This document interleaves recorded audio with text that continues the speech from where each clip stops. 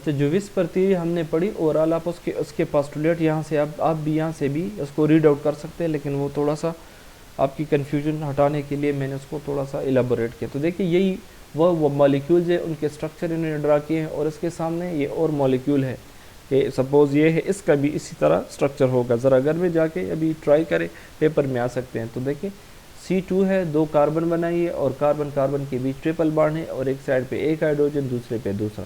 तो triple bond को तो आपने कंसिडर नहीं करना या डबल को, सिर्फ सिग्मा बॉन्ड ले लो, number of lone pair of electron या bond pair of electron calculate कर ले और ज्योमेट्री कैलकुलेट कर लिया। NO2+ है, ये ज़रा बड़ा इंटरेस्टिंग केस है, ये ज़रा आप ट्राई कर ले कि इसका क्या आएगा।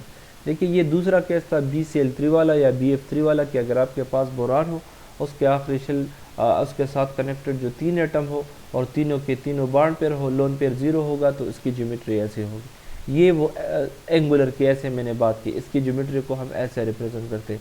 तो ये सल्फर डाइऑक्साइड और जो टिन डाइक्लोराइड है, उन मॉलिक्यूल में जो है आपको मिलेगा। ये ज़रा इसके साथ जो और मॉलिक्यूल्स है, ये ज़रा आप घर में जाके इसको ट्राई करें। तो देखिए इसका जो स्ट्रक्चर होगा वो वी शेप्ड होगा, अगर आप देख लें।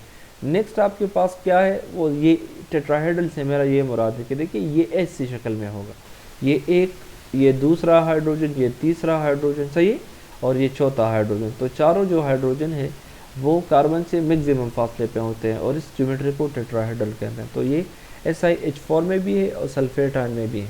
इसी तरह जो मैंने बताया कि पायरामिडल, तो पायरामिडल से ये मुराद है कि देखिए ये इसके साथ अगर आप ऐसे कनेक्ट करिए इसके साथ, तो आपको एक पायरामिडल सा स्ट्रक्चर गुम्बदनुमा एक शेप मिलेगा आपको ऐसे, इसको पायरामिडल कहते हैं। तो ये अमोनिया में है, अगर आप देखिए PCl3 में भी है, PH3 में भी है आपके पास, सही। ये सपोज अगर आपके पास वाटर है, तो मैंने आपको कहा कि वाटर हमेशा एक दूसरे को ये एटम रिपेल करेंगे, तो इसका स्ट्रक्चर आपके पास ऐसे आएगा। तो ये इसकी ओवरऑल जो है वो समरी है कि अगर आपके पास लोन पेयर हो, अब वो कितने हो, बॉन्ड पेयर कितने हो, ओवरऑल कितने हो, ये इसकी थोड़ी सी वो इन्होंने समरी दिखाई है। तो आप ये ज़रा PCl5 SF4 तो मैंने किया है, ये देखिए वो ICl3 ये वाला है जो हमने गलती से वहाँ पे SF4 लिखा था। तो ICl3 का अगर आप देखें आयोडीन, उसके पास 3 क्लोराइड, ये कि 1 2 3 और 2 लोन पेयर जो है वो मैक्सिमम फासले पे होंगे।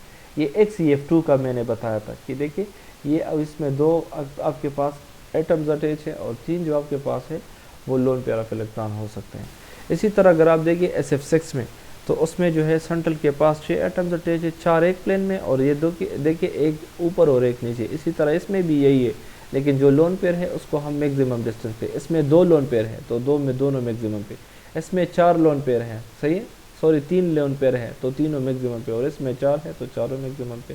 तो ओवरऑल हमें इस मॉलिक्यूल से इसकी स्ट्रक्चर मिलती है। ये वो स्ट्रक्चर ये है कि अगर कोई कहते हैं लीनियर क्या है, बिंड क्या है, ट्राइगोनल, प्लेनर क्या है, ऑक्टाहेड्रल क्या है, तो देखिए ये ऑक्टाहेड्रल से ये मुराद है कि जो ऊपर हमने पढ़ा उसमें जो 4 एटम्स होते हैं वो एक प्लेन में और एक ऊपर एक नीचे, सही।